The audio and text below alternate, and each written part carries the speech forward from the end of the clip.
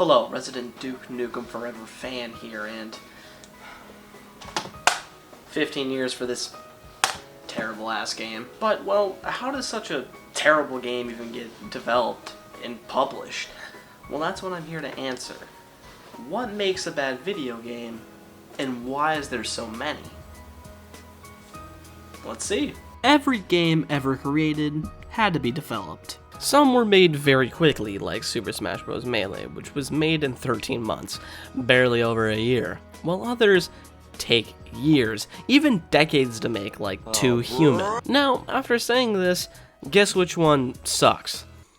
Yeah, the one that took nearly a decade to make. My point is that games that were developed very quickly can be good, and that games that took forever, and you would think have a lot of polish to them, aren't always that good. Now, this doesn't automatically mean that you can make a good game consistently in just a year. No. In fact, modern video games have an average development time of almost 4 to 5 years for, the average AAA game. Melee was a special case, as the game had to have super crunch time, with Sakurai, the director of Melee, apparently had 40-hour workdays, which is, well, extremely unhealthy. He describes his lifestyle as extremely destructive, and that he would often just sleep in the studio instead of even going home. In general, Melee is a miracle that it's this fucking good. And even then, Melee isn't exactly the most perfectly polished game. There's tons of bugs and glitches. In fact, the Melee competitive scene is built off of a lot of these bugs and glitches and exploits,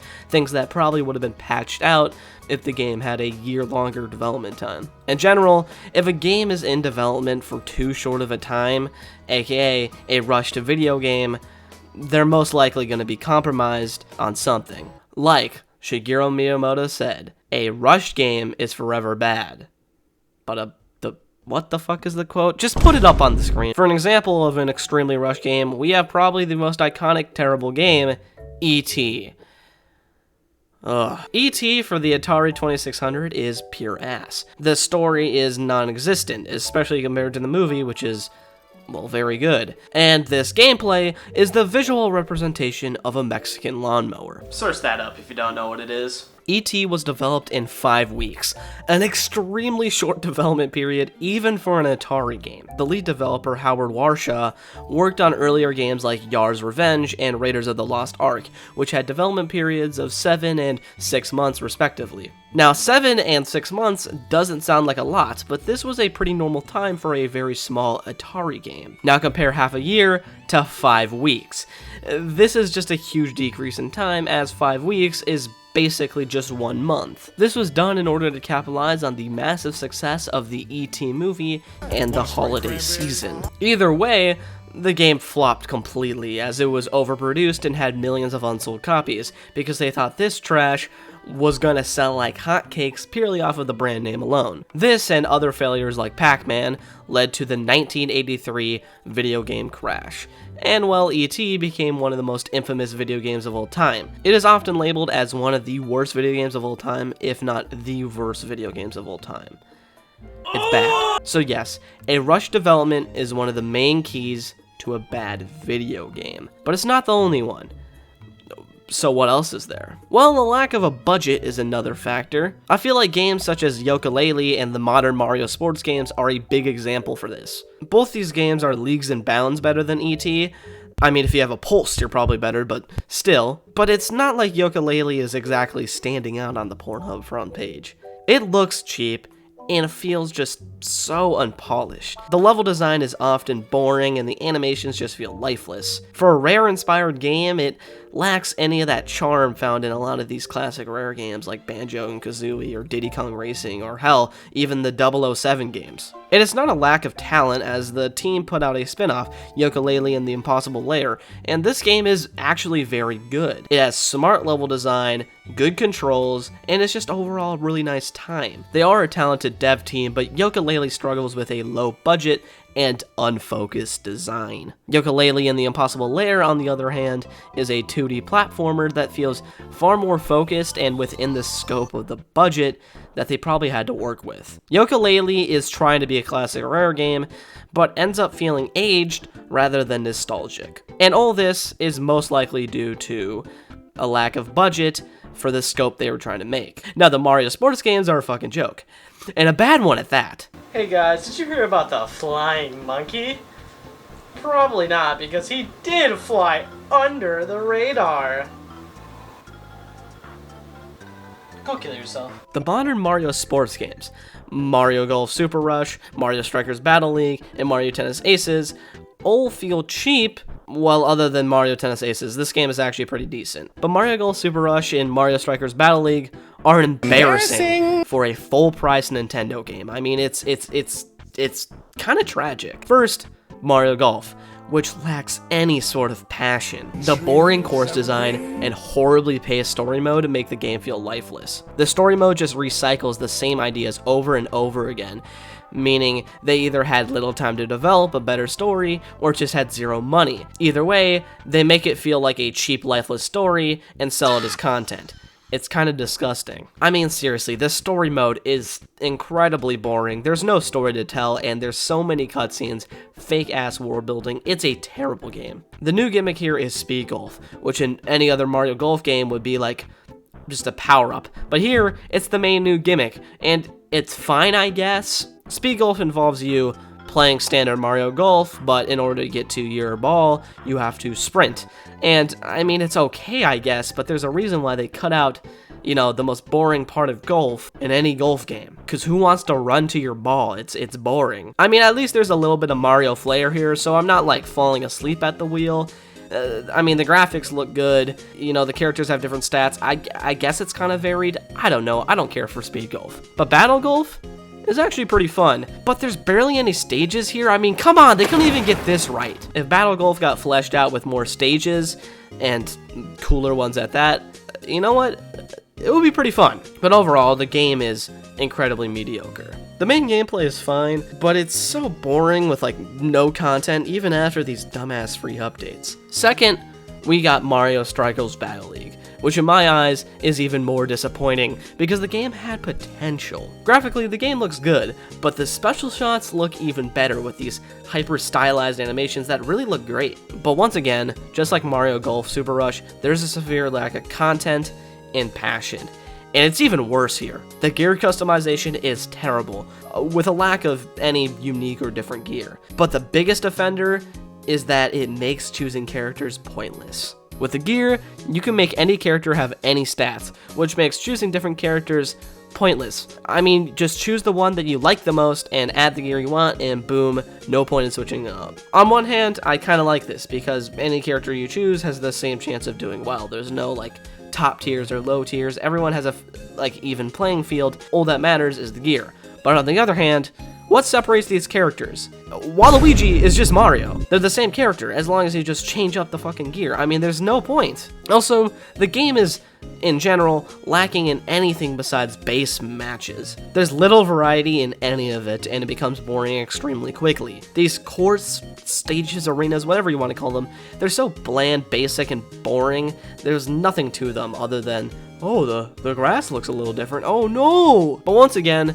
free updates would be slowly trickled out, but they didn't even care to continue supporting it past like December of 2022, leaving it once again a boring, empty husk. In fact, this is just common practice for these Mario sports games. They release at $60 with barely any content, but they say they're going to keep releasing free updates, tricking you into thinking that they actually support this and that they're just adding the cherry on top to a, actual completed game. Instead, they probably just make the budget really low, add a few free updates, and sucker the around 2 million copies sold and make a quick buck. It's incredibly lazy, lame, and just kind of sad for a studio like Nintendo. So yes, even good studios like Nintendo can fuck up. And it's generally because they put out a product that is simply there to make a quick buck. So yes, another example of a bad video game are games that are overpriced and unfinished. Now, I must talk about the worst Mario sports game, and the most obvious example of a unfinished and overpriced garbage-ass video game. Mario Tennis Ultra Smash. Number 1. Where's the game? Seriously, there's nothing here at all. I can't get hard to any of it. Ultra Smash is the biggest offender in the lack of content problem. There are regular tennis battles and Ultra Smash tennis battles.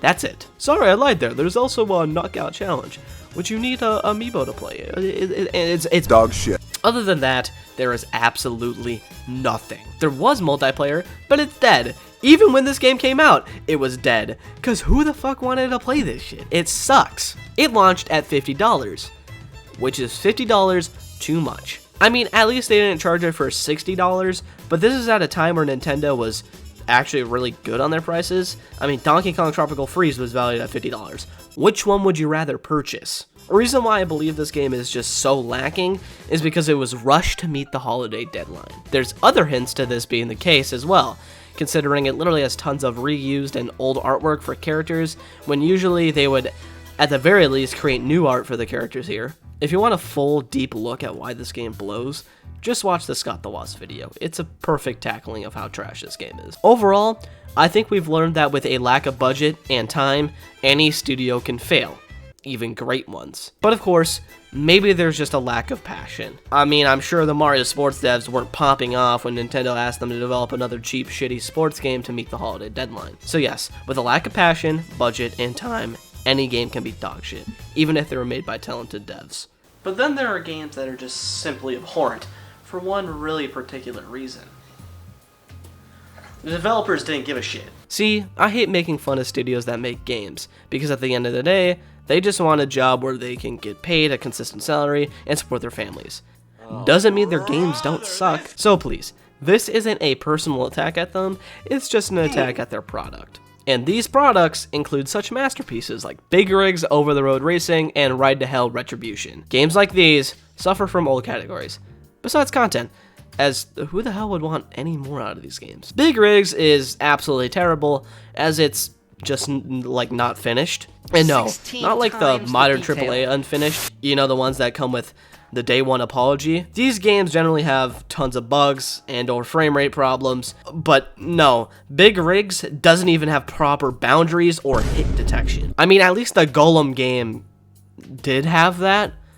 I mean, barely, but it did. You can literally drive through anything in Big Rigs. The truck doesn't care. Your truck going backwards reaches speeds that not even EDP going to grab a cupcake can reach. In general, Big Rigs is an unfinished product that was officially released for commercial profit. And the crowning jewel of this masterpiece is, of course, your winner, which is the message it displays after winning the race. Which, by the way, the AI doesn't even try to race you, it just stands completely still. And in the newer versions of the game, yes, the AI works, but it literally stops before the finish line, meaning you still can't lose. Now, Ride to Hell, on the other hand, is a little more interesting, as it is a quote-unquote finished game. Yeah, right. Ride to Hell was in development hell. Such a genius for that one. Ride to Hell Retribution started off as a open-world biker game, simply called Ride to Hell, before being changed into a linear action game with biking elements along with shooting sections. They also planned 2 other spin-offs, but they were all cancelled after the terrible reception of Ride to Hell Retribution. I wish they just put these out so we could laugh even harder. Now, the problem is, these biker segments and shooting sections, they're terrible. First, the biking sections, which are extremely limited, and the only challenging movement is having to sometimes dodge enemies and slide under obstacles. There's also this one racing segment, but it's so short and pointless that I wonder why it's even in the game. Also, the controls here are, well, Hey guys, welcome back to my brand new drink review. Today we're reviewing Controls. It's a new drink released by Logan Paul, and I think his name was BSI. Anyways, we're gonna give it a nice drink here.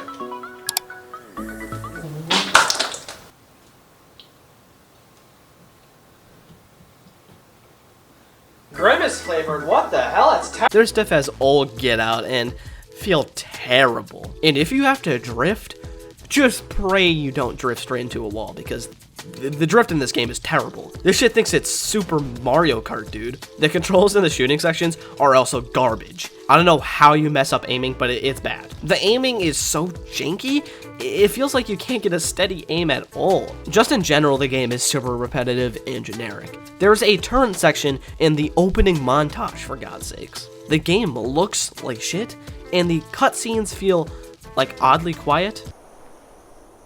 Don't you move now, cherry pie.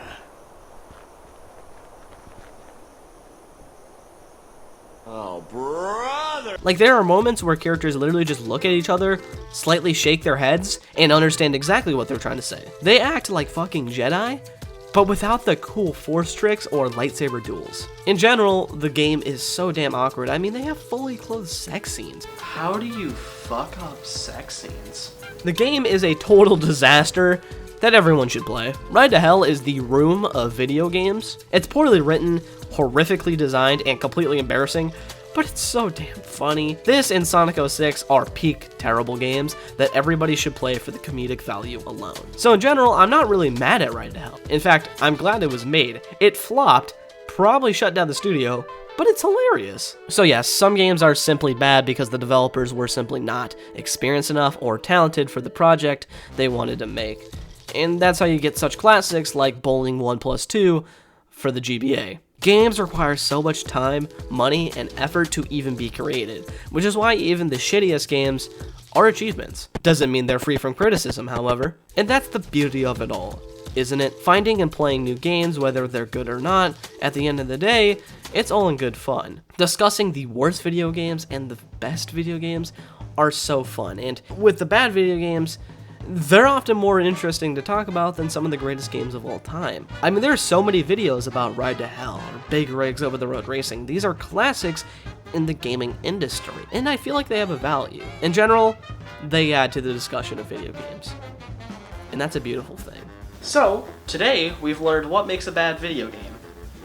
Or I hope at least. Usually it's a lack of passion, budget, time, effort, talent, or a combination of all those things to make some truly abominable shit. But at the end of the day, it's all in good fun, and I hope you enjoyed my newest masterpiece. Anyways, I'm gonna have to go take care of my hostages. See you in the next one.